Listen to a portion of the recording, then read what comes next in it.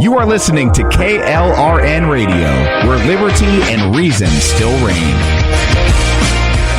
Hi, I'm Jay Farner, CEO of Quicken Loans, America's largest mortgage lender. Spring will be here soon, so if buying a new home is on your to-do list, right now is the time to call Quicken Loans. Learn about which mortgage options make sense for you and get a jump on your competition. With our exclusive Rate Shield approval, the low rate you lock today is protected for up to 90 days while you shop for your new home. With a Rate Shield approval, if rates go up, your low rate stays locked. But if rates go down, you get that new, even lower rate. Either way, you win. Talk to us today at 800-QUICKEN or go to rocketmortgage.com to take advantage. Here's another great reason to work with us. For a record 9 years in a row, J.D. Power has ranked Quicken Loans highest in the nation in customer satisfaction for primary mortgage origination. Again, to lock in today's low mortgage interest rate and get the security of our exclusive Rate Shield approval, call us today at 800-QUICKEN or go to rocketmortgage.com. For J.D. Power award information, visit jdpower.com. Rate Shield approval only valid on certain 30-year fixed-rate loans. Call for cost information and conditions. Equal housing lender. License in all 50 states. NMLS number 3030.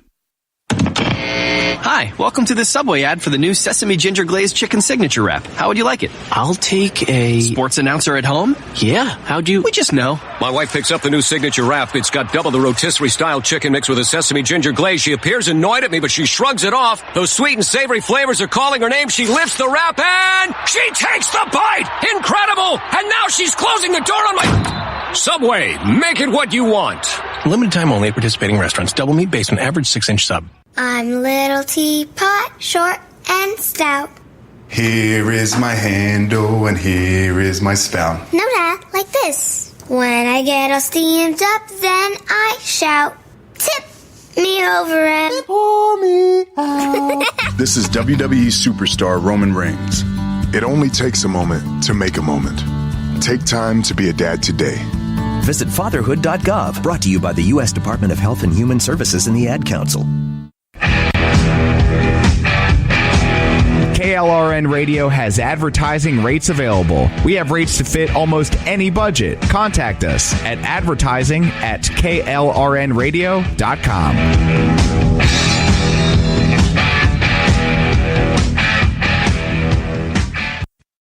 Welcome to the Hardcore Patriot.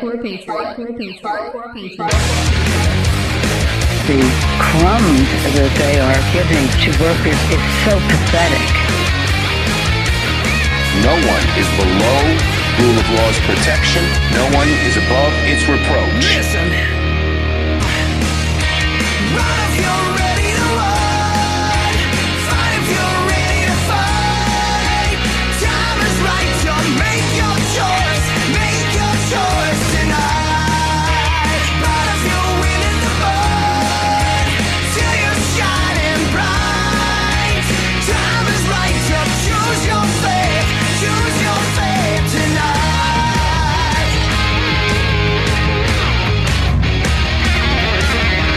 What difference at this point does it make?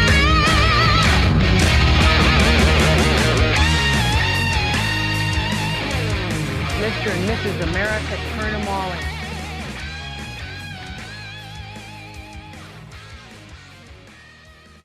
Joe's going to determine what the jobs of the future are. Anybody who could go down 300 to 3,000 feet in the mine, sure and hell can learn how to program as well. Anybody who can throw coal into a furnace can learn how to program, for God's sake. Really? Really? And you people still think you should vote for Democrats? Really? This and more coming up on the Hardcore Patriot. It's a brand new year. It's a brand new me. All the gloves are off. The punches are going to be solid from now on, I promise you.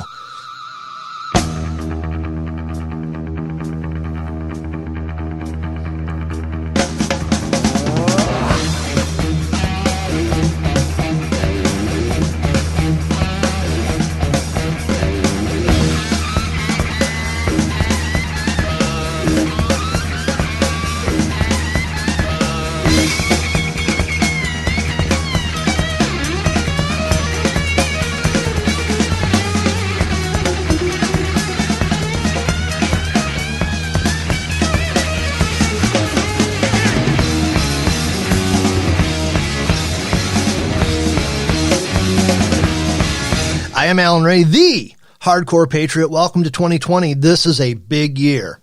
Okay, if you don't believe that this is a big year, you should have just heard the beginning of this show. That was none other than Joe Biden, who I've affectionately come to know as Binky the Clown. Some of you will get it, some of you won't. The guy's a total idiot, but he is shouting out a message that the entire left wants you to know. He's just dumb enough to do it live. They want to kill thousands upon thousands upon thousands of jobs, destroy our economy, all in the name of a science called man-made climate change, which we really can't even prove is real. Is the climate changing? Yeah. The climate has changed several times back and forth. In the 54 years that I have been alive, I was around in the blizzard of 78. If that were to happen this year, these people would be freaking out. See, we told you, climate change. You know, at first they called it a coming ice age. Oh yeah, it was proven fact. Leonard Nimoy even got on an entire, hour program and said, this is our future. Right now, I am supposed to be broadcasting from under 2 miles of ice. Okay? By the year 2000, here we are, 2020, 20 years after the year 2000. And here I sit, beautiful day, looking out over a sunshiny, well, they're not cornfields of southeastern Michigan anymore. It's just basically just barren, because that's what Michigan does in the wintertime.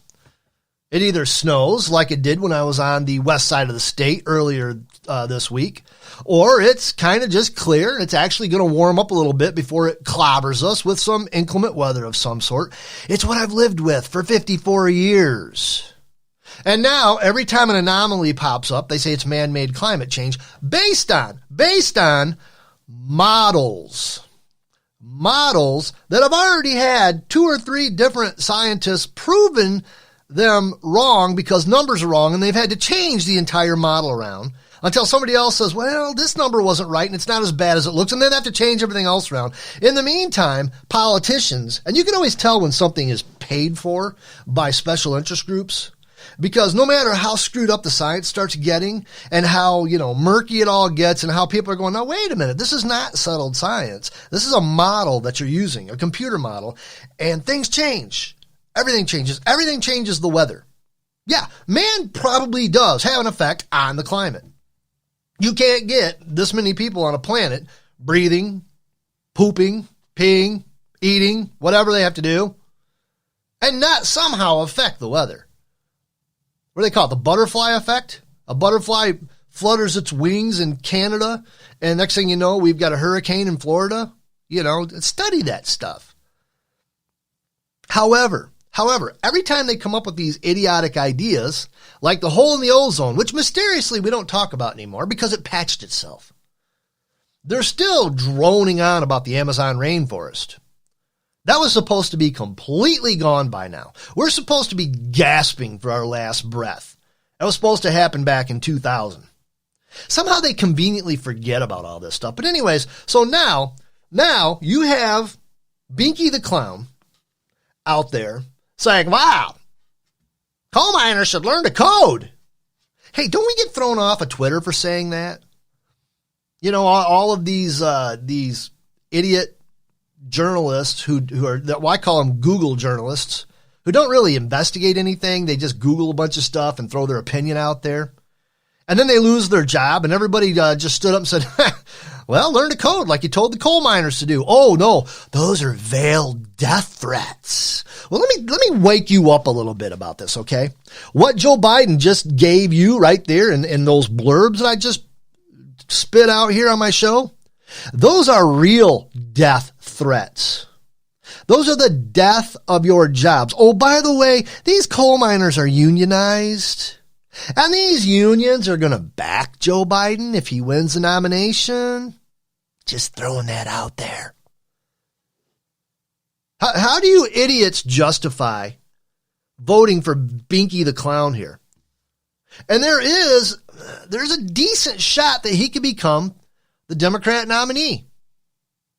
It's between him and the hardcore communist Bernie Sanders. One of the two. And they both back the Green New Deal. And he's letting the cat out of the bag. When somebody like this tells you who they are, you had better listen. He isn't lying. He's going after coal mine jobs. He's going after gas line jobs. And everything connected to them. If you are in some way, shape, or form connected to coal, gas, fossil fuels. And by the way, that means the automotive industry, and I'm not talking about the big three who are trying to convert everything to electric cars.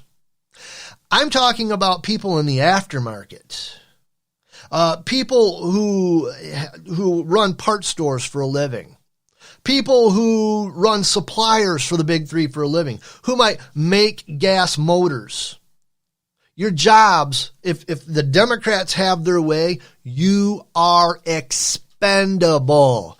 Go to your union stewards now and ask them point blank, why are we supporting the people who have our heads on a chopping block? Oh, and let me give you another a little blurb here. All of this learn to code crap? Yeah, not happening. And I'll tell you why it isn't happening, because there's already too many people out there in that industry.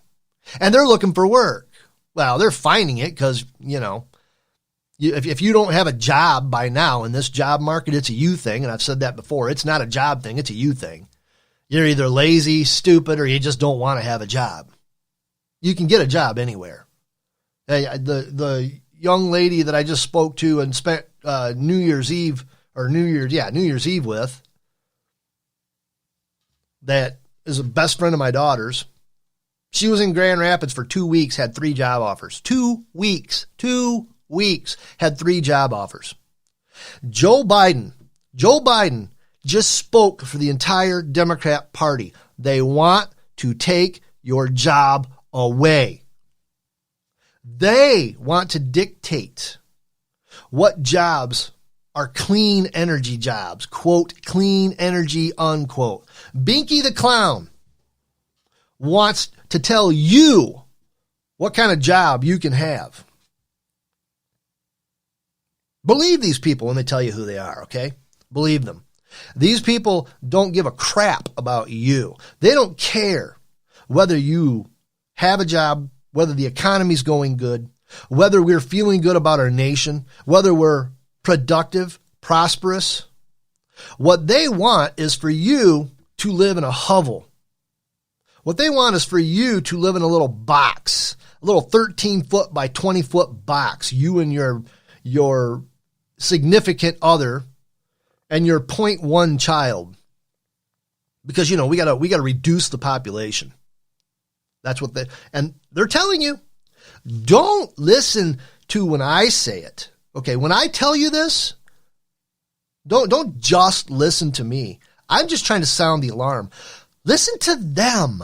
They're telling you this stuff. They want your job to go away if you're connected to, in any way, shape, or form, what they consider a, quote, dirty job, unquote.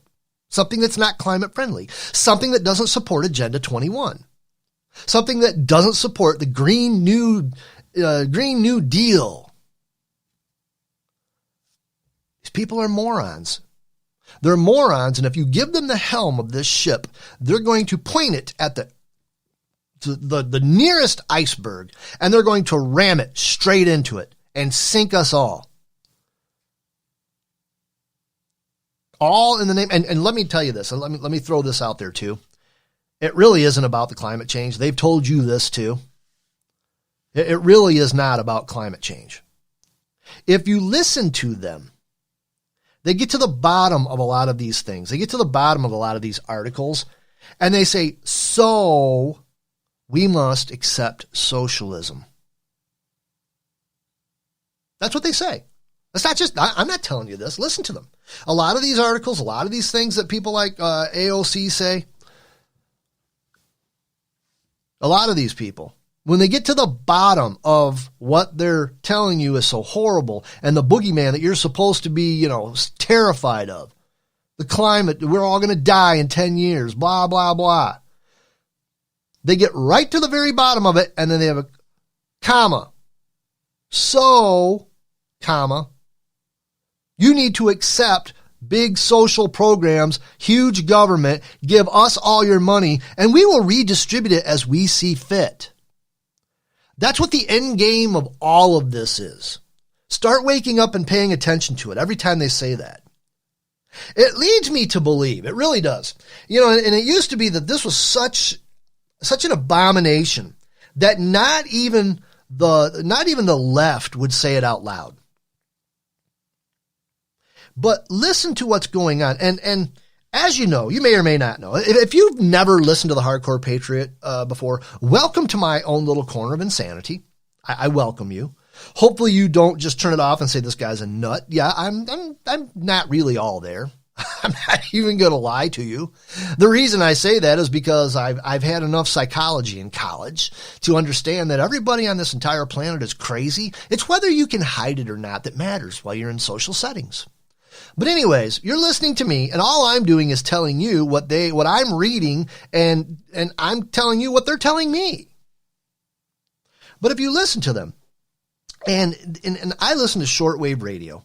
I'm kind of a fanatic, and I just got a whole bunch of new toys that I've all set up, and I can reach all these really cool places, all these really cool broadcasts. And last night, I just happened to be listening to Radio Vietnam, some pirated station. And I don't know if it was being pinged off of China or what, but it was coming in loud and clear and blowing my doors off.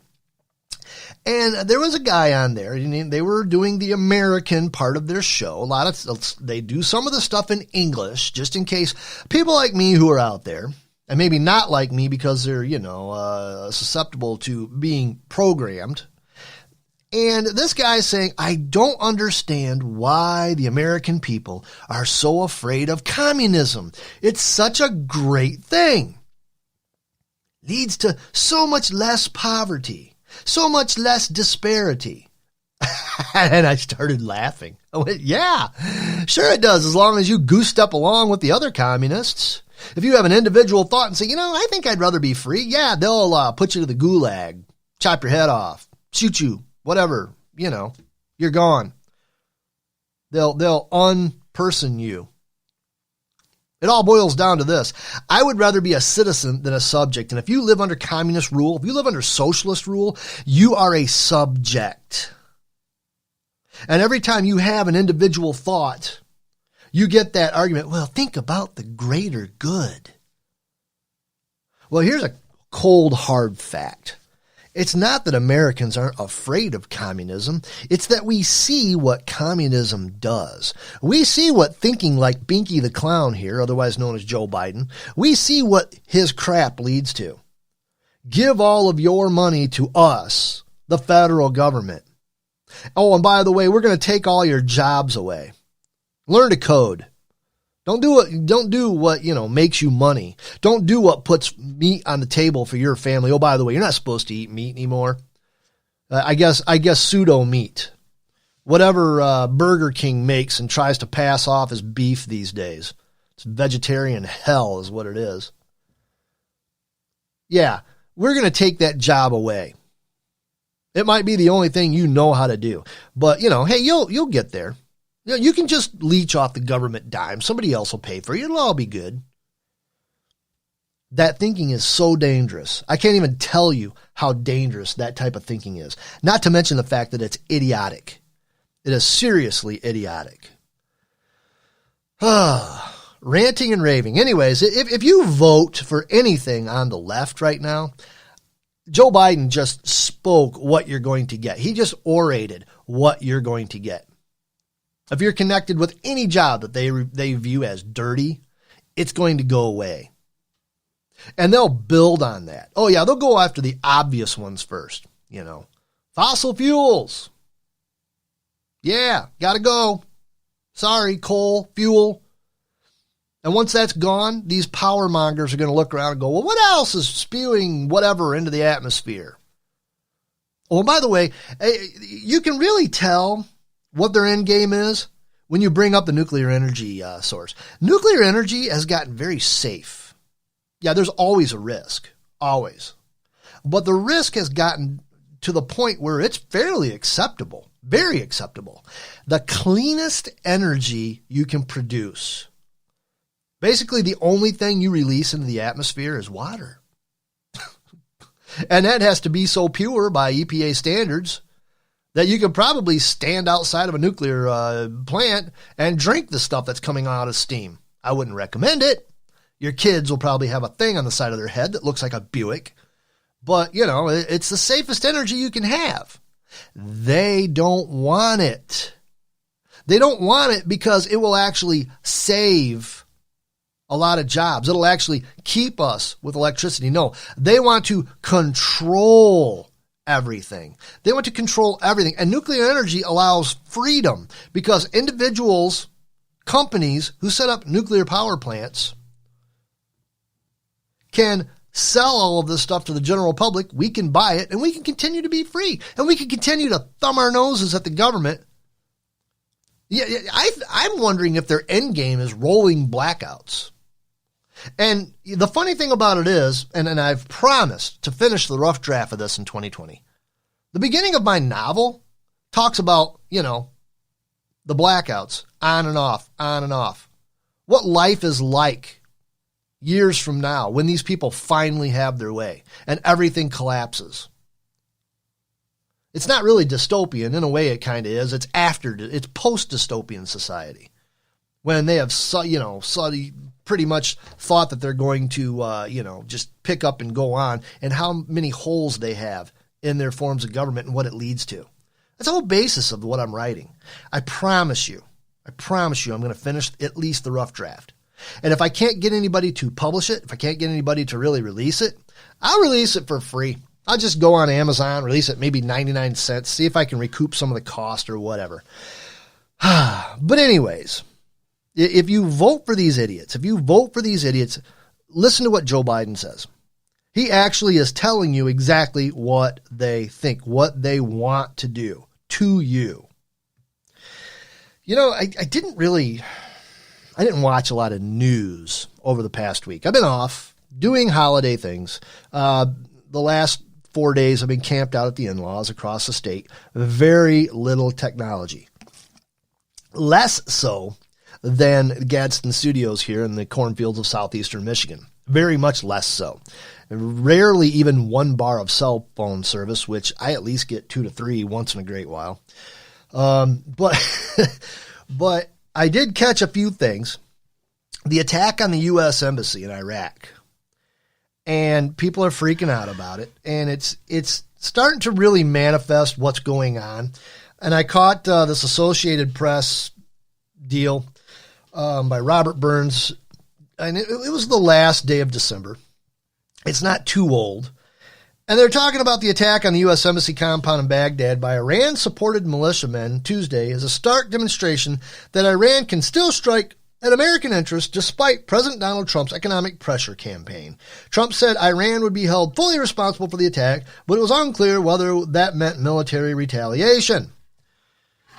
And if you go on Twitter, some of these sanctimonious buttheads called journalists, they call themselves journalists. There's some real journalists out there. Selena Zito, people like her. They're real journalists. They actually, and sometimes I don't agree with some of them, but if you read them, they're giving you facts. And if it's not a fact, they tell you, this is my opinion. You know, they actually dig, they actually report things. And whether you agree with them or not, you can't really say it's a lie because they've got a lot of facts backing them.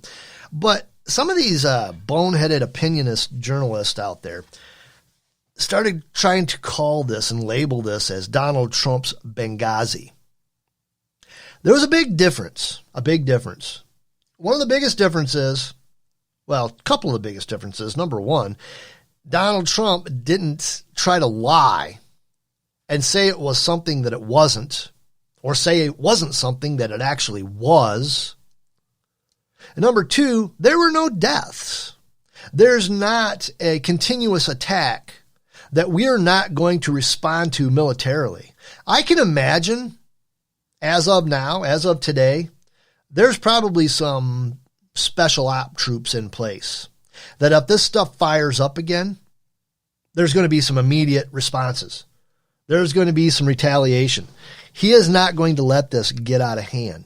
And if he does, God help him. He'll have so many people on this side turning against him. And I think he knows that. I think he's learned that. He's not sitting there watching it.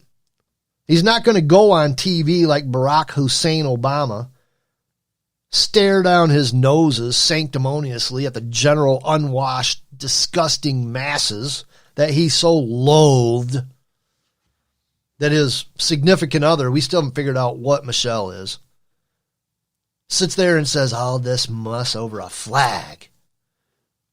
He's not going to stare down his nose sanctimoniously on TV and lie and then say, wow, we need to talk to these people. We need to talk to them. We need to talk to them. Yeah, you talk all you want. You can sit there and talk to them all you want.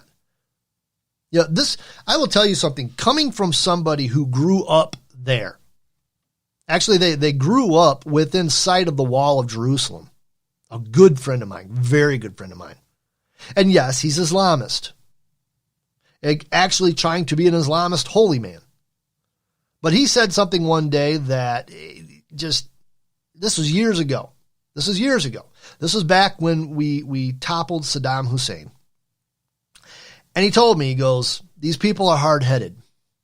They no matter what you do, even though Saddam Hussein needed to go, there's no argument about that at all. Unfortunately, a government put in place has to be as heavy-handed because these people are stubborn. They don't know anything but being smacked down to the ground every time they misbehave. Now, this is from somebody that grew up in the Mideast, that's visited all these places. And I went, really? He goes, yes, mark my words. There will be no peace in Iraq until a heavy-handed government is put in place that rises up against these militias and answers them by destroying them. I'm just telling you what he told me, and so far I'm not finding too many holes in his logic. When something like this happens, and we know this is an Iranian-backed militia that attacked the United States Embassy in Baghdad, they need to be found, and they need to be eliminated. That's the only thing they understand.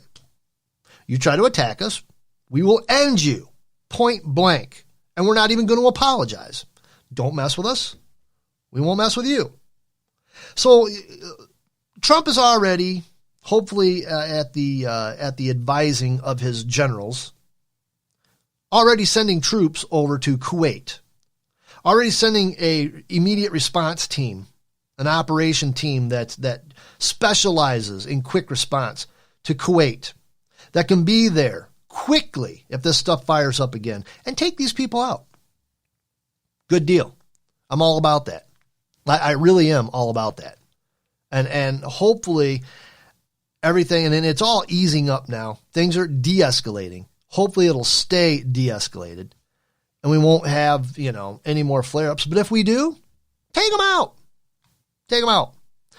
Gosh, already the bottom of the hour. Absolutely unreal. When we come back, we're going to discuss a few things, including, some self-defense thing, which I've always kind of wanted. I've always figured that I should, include self-defense stuff in this show and get back to actually, swaying away from a few politics and getting more back into, things that matter more to patriots than politics. Even though politics is going to dominate this show, it always has. It is 2020. We're going into an election year, and this vote is very, very important. Now, I'm not going to sit here and tell you it is the most important vote ever. It's very important. It's very important.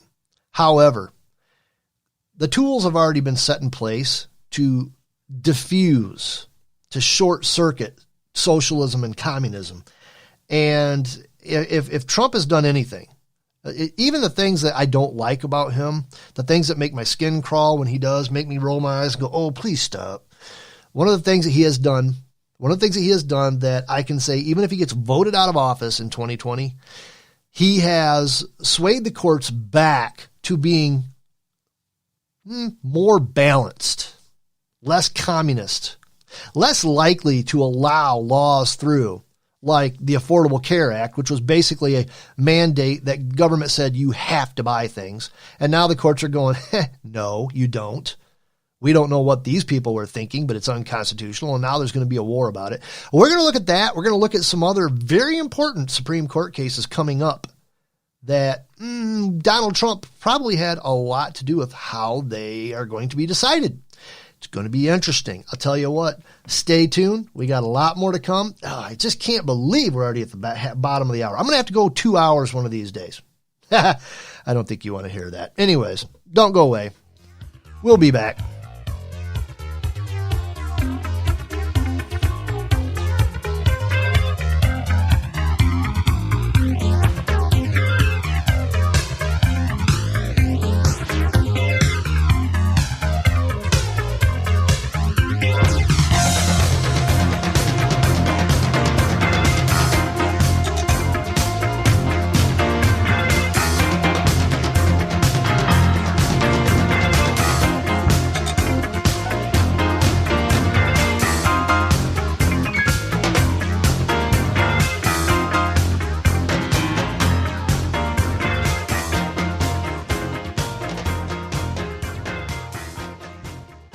My son was in the Army back during Desert Storm, but even then he wanted an MBA. He looked at a dozen schools, but only one offered the online education and flexibility he needed while he was in a tent in Iraq, Grantham University. Turns out that Grantham's been delivering affordable, relevant college and advanced degrees for over 65 years. Heck, if they can deliver a quality education to a soldier in a tent overseas, think about the flexibility Grantham can offer you so you can earn your degree too. It doesn't matter how complicated or full your life is, if getting a degree is on your bucket list, you'll want to do what my son did. You'll want to call Grantham. Find out how easy it is to get started on your education so you can check that college degree off your bucket list. Call Grantham right now, 800-910-1370. That's 800-910-1370. Flexible, affordable, relevant. Call 800-910-1370.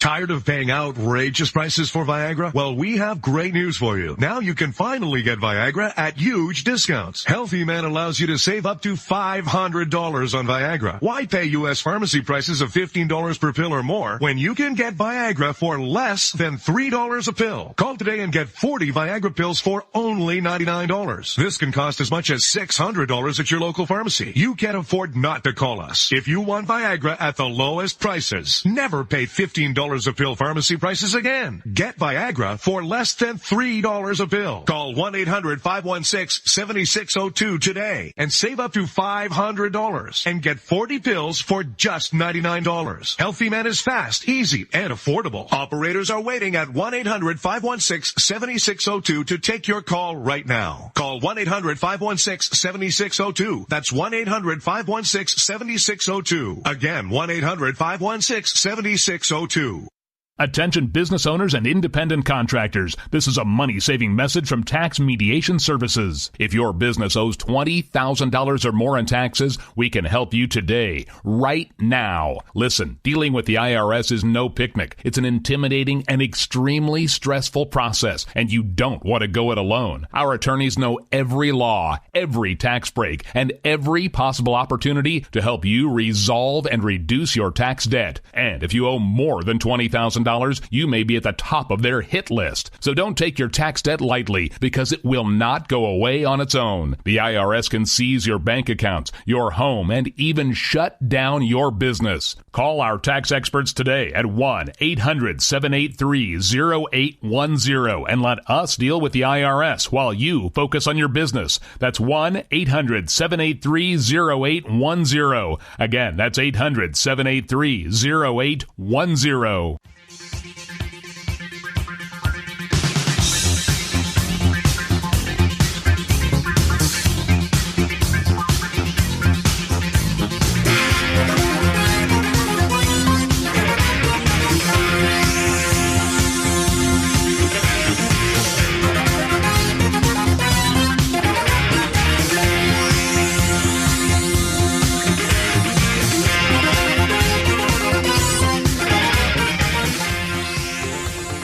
Welcome back. I am Alan Ray, the Hardcore Patriot. Acting Homeland Security Secretary Chad Wolf on Tuesday called for a department-wide study of how a recent state law allowing undocumented immigrants to obtain driver's licenses in New York impacts federal enforcement capabilities, according to the Associated Press.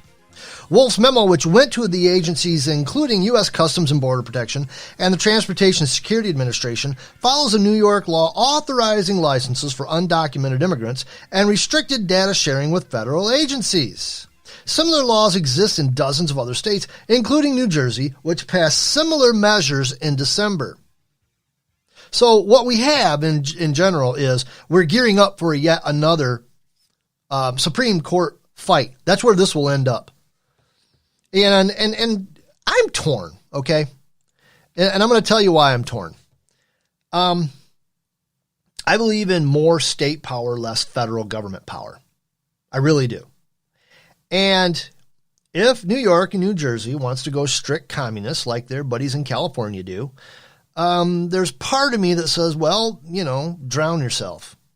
We shouldn't have to bail you out when it all fails. We shouldn't have to bail California out. California is failing, by the way. They're screwed. They really are. And they're wanting to blame Donald Trump for it. It's like, sorry, guys. It's been like this for a long time. This is not a Donald Trump thing. This is a you thing.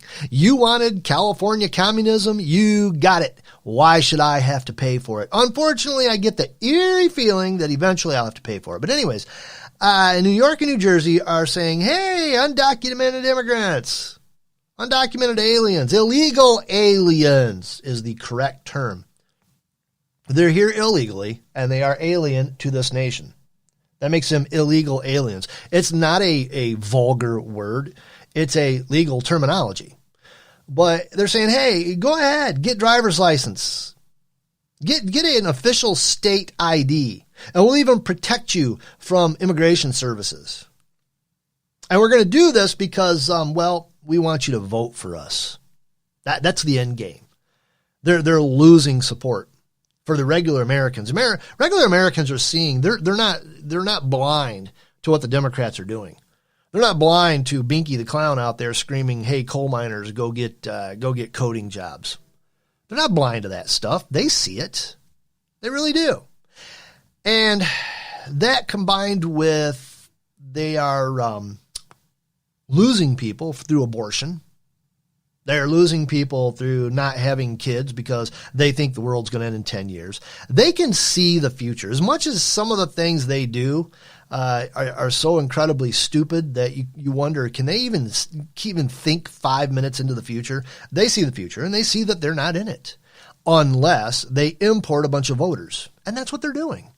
And they're promising to keep these people protected from ICE. Well, that's going to end up in the Supreme Court.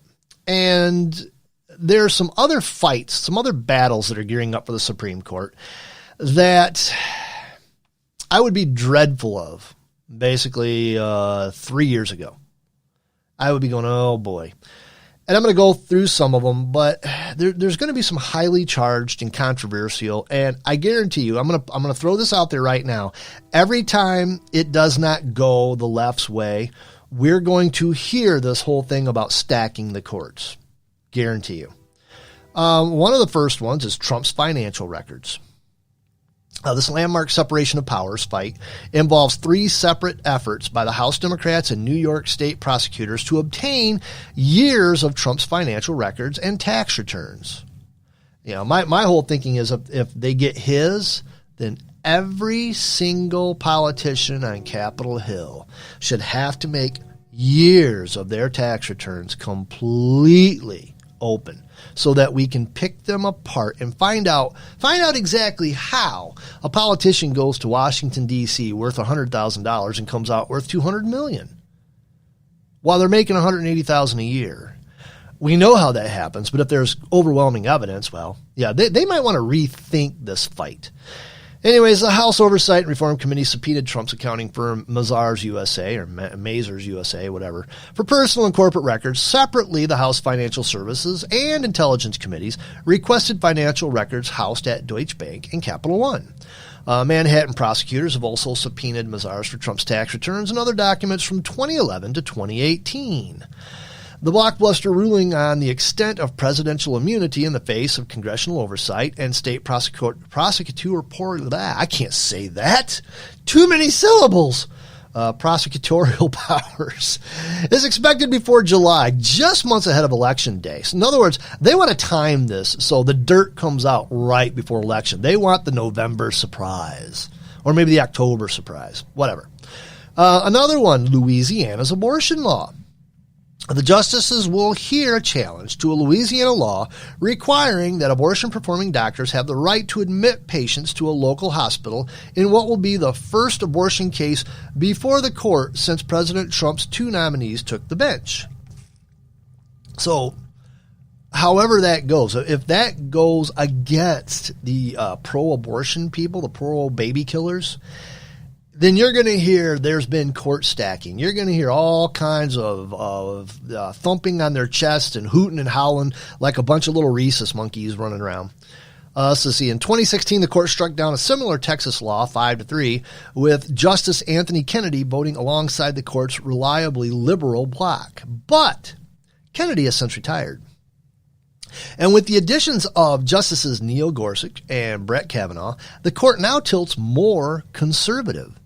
That shift has baby killers worried. Oh, I'm sorry. That says abortion rights advocates worried. I'm sorry.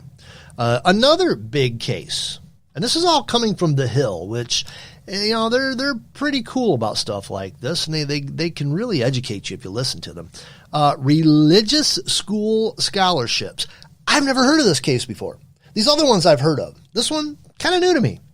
In a case with potentially broad implications for church-state relations, the justices will review a decision by the Montana Supreme Court to invalidate a scholarship program that could have benefited religious schools. The state's top court struck down the program after finding it ran afoul of Montana's constitutional provision that bans state tax dollars from funding sectarian schools, prompting several Montana parents to appeal to the U.S. Supreme Court. The question before the justices is whether that decision violates religion or equal protection clauses of the U.S. Constitution by excluding religious schools from a general student aid program. The case, Espinoza versus Montana Department of Revenue, will be heard January 22nd. In other words, do private schools, religious schools, Christian schools, if it were, and this would also, I'm assuming, include Islamic schools, whatever schools there are that are religiously funded, can they get tax dollars from, the general fund for scholarships for their students? That's going to be an interesting one as well. I'm not even going to weigh in on that, but it's going to be interesting. And as I said, we've got a different Supreme Court now. It's not decidedly liberal. And I'm not getting that word liberal. Don't use that. In all of these, in all these years leading up to 2020, the left has gone absolutely crazy about redefining words. They're not liberals anymore. They're basically communists. Let's call them what they are. They're authoritarian communists. They want the government to rule everything you do. They haven't figured out yet that they'll rule everything they do as well. They're not really bright people. I'm sorry. They're just not. Some of them might have degrees, but they're just not really bright. Anyways, what else we got? Religious exemption from discrimination suits. In another religious liberty case, the justices are being asked to resolve whether 2 Catholic schools are exempt from employment discrimination suits brought by former teachers. The schools claim immunity under the so-called ministerial exception. The First Amendment principle bars lawsuits by workers who are considered ministers due to the religious nature of their work. For their part, the former teachers say they were religious aspects to their jobs, but that they should not be considered ministers. The pair of cases which pit the U.S. Constitution's safeguards for free expression of religion against legal protection for workers have not yet been scheduled for an argument. That's going to be a big one as well. It's going to be a freedom of speech. I don't know. It's going to be kind of a big one. Not as earth-shattering as some of the others I've seen, but it's going to be pretty good. The Consumer Financial Protection Bureau. This one is going to be huge. One of the most consequential questions of the Supreme Court is facing right now this term is whether the Consumer Financial Protection Bureau, CFPB, is constitutional. The independent agency has been a target of Republicans ever since it was created in 2011 by Dodd-Frank in the wake of the financial crisis. And now the regulator could be on the conservative majority's chopping block. The CFPB was designed to operate with an unusual level of independence for a government agency. IRS. Maybe if this one falls, can we throw the IRS up there too and see if that's constitutional? Are they afraid to? Because it's not constitutional. It's really not. Especially some of the things they do. They're like an unleashed pit bull. Even though they're supposed to be friendlier and more loving. What, are they going to kiss you while they take all your money that they say you owe, even though there's proof that you don't owe it? Yeah. Anyways, the Department of Justice is refusing to defend the CFPB in the case, so the court appointed Paul Clement, a former Republican Solicitor General and acting Attorney General, to advocate for an agency that the GOP has been eager to demolish for nearly a decade.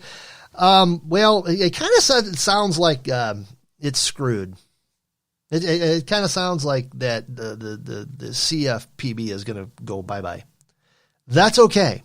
Less government equals more fun. I'm sorry. Also, the Supreme Court is going to wade into the digital realm. Google versus Oracle. This is going to be good, too. The court will wade into the long-running battle between the two tech giants, Google and Oracle, over what constitutes fair use in Internet copyright laws. The questions presented in this case are of critical importance to the computer software industry, one of the principal drivers of the nation's economy, Google wrote in a filing to the court, because new software builds on components of existing software. Innovation in the field this field largely depends on how copyright laws treat software interfaces, the essential building blocks of software development. So basically what they're saying is, Oracle accused Google of illegally copying thousands of lines of code for use in the search giant's Android operating system. Google has argued that the code in its software interfaces are key to making different programs able to communicate with each other. And I think Oracle is saying, hey, you used all this stuff. You need to pay us for it. And Google's saying, no, we don't have to because, we're Google. I don't know. Now, there's a lot of ifs, ands, and buts about that. But it all kind of boils down to, it's going to be an interesting case because now this is going to, whether this is decided that Oracle can actually proceed with a lawsuit and win it and make Google pay them for illegally copying thousands of lines of code. It's going to be one of those deals that these poor coal miners who have to learn coding are going to have to watch, what they do, or they could be in jeopardy of losing that job too. No, it's going to be interesting. It really is, because a lot of software programmers use a lot of code written originally by other people in order so that their software can interact with other software. And it may come down to one of these deals that kind of like music, and music, really honestly, I think this is going to go the way that a lot of music copyright laws go. There's only so many things you can do with music. There's only so many notes you can play. And if you look at blues, you can, like blues music is really a good example of this. The same three chords are in a ton of songs. And a lot of times played almost identically the same way. Just different lyrics written over the top of them. And the courts have already decided that, it takes a lot to win an argument that something is copyright infringement. And I got a feeling this may go Google's way.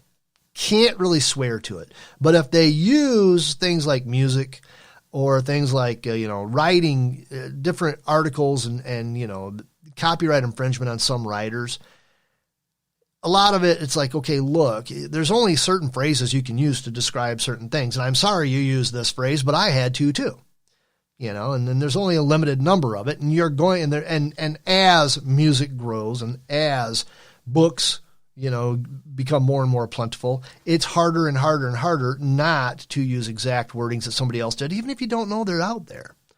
So it's going to be interesting to see what happens with that one. Bridgegate and public corruption.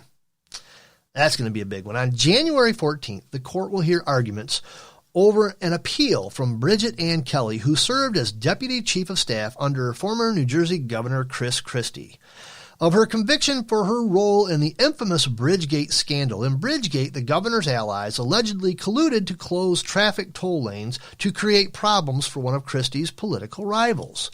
Kelly was sentenced to 18 months in prison for her role in the alleged scheme, but the question that her appeal is brought to the Supreme Court could have far-reaching consequences.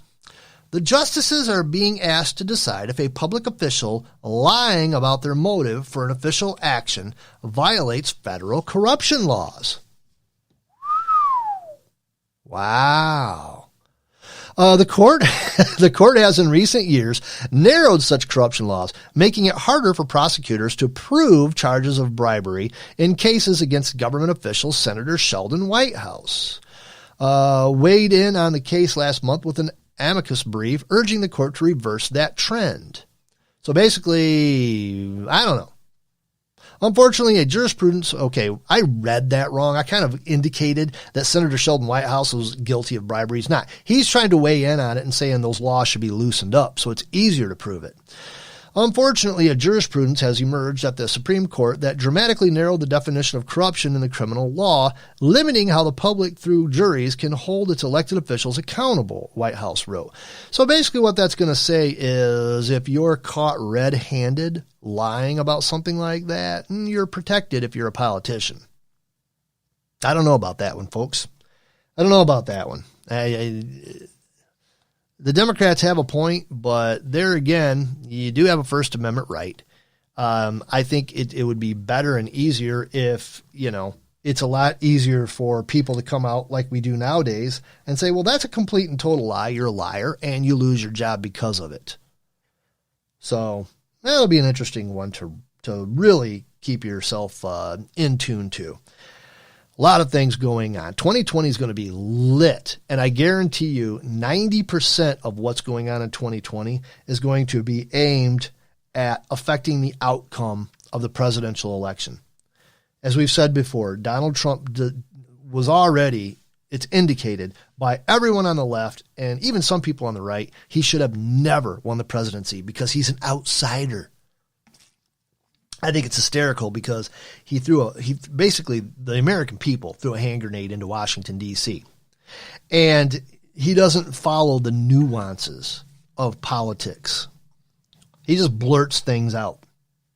And I think that's why he's so disruptive. I think that's why he worries people like Nancy Pelosi and all these people who have had their talons sunk deep into this federal government for decades. He worries them. Because he basically, when they lie, he says, hey, you know what? You're a liar. You're a dirty commie liar. And they can't deal with that. They're not used to being called out on things like that. They're used to having the other side coming out with tactics that don't really call them out, but yet kind of implicate them subtly.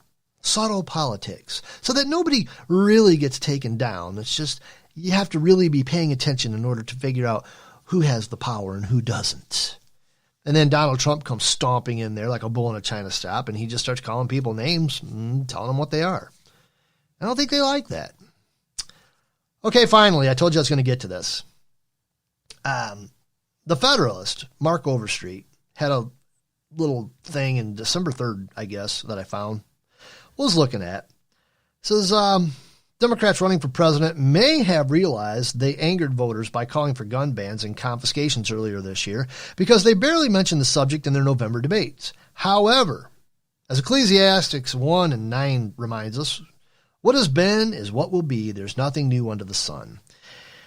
He starts pointing out that gun control is as old as the Democrat Party.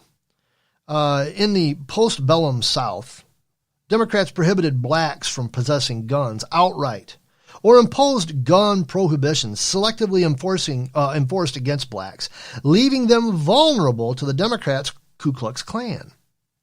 In District of Columbia versus Heller in 2008, the Supreme Court noted that blacks were routinely disarmed by southern states after the Civil War. You're not supposed to know that stuff, by the way. That's taboo knowledge. The future Department of Acceptable Knowledge will forbid that, I guarantee you, when it ever surfaces, and it will someday. It's kind of here now. In the U.S. versus Cruikshank in 1876, the court considered the convictions of white Democrats who had participated in the disarming and cold-blooded murder of at least 60 black Republicans in the infamous Colfax Massacre in the Grant Parish, Louisiana. In 1911, in New York, Democrats began requiring a selectively granted license to own a handgun, so the police could deny handguns to Italian immigrants in New York City. Not long thereafter came the most famous Democrat in history, as researchers Mark and Carol Leff described it.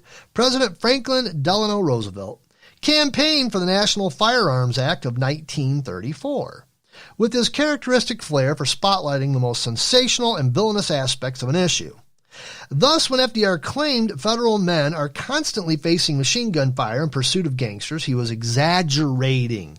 See, we think that's a fact nowadays, that all these gangsters had Tommy guns and they were all shooting at the feds.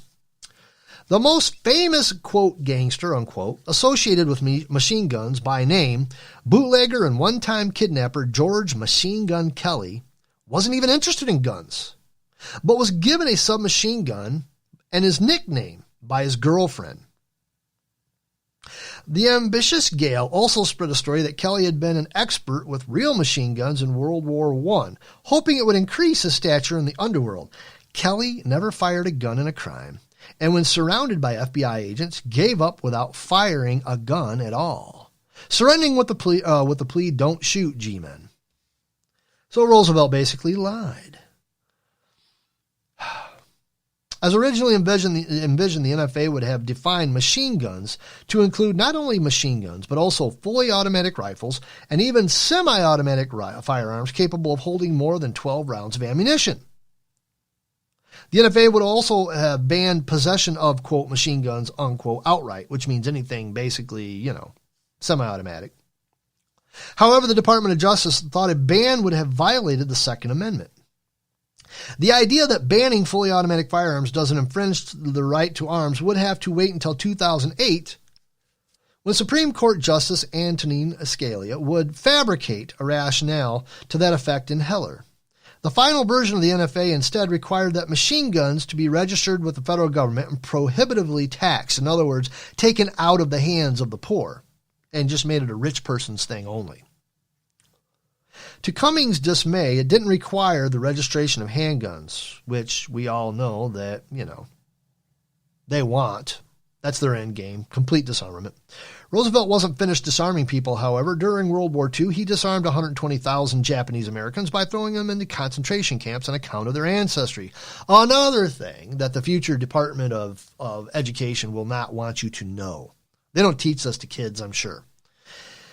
Oh, let's see.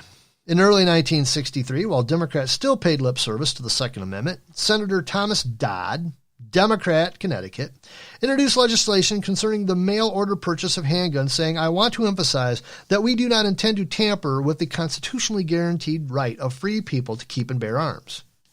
Not yet, he meant.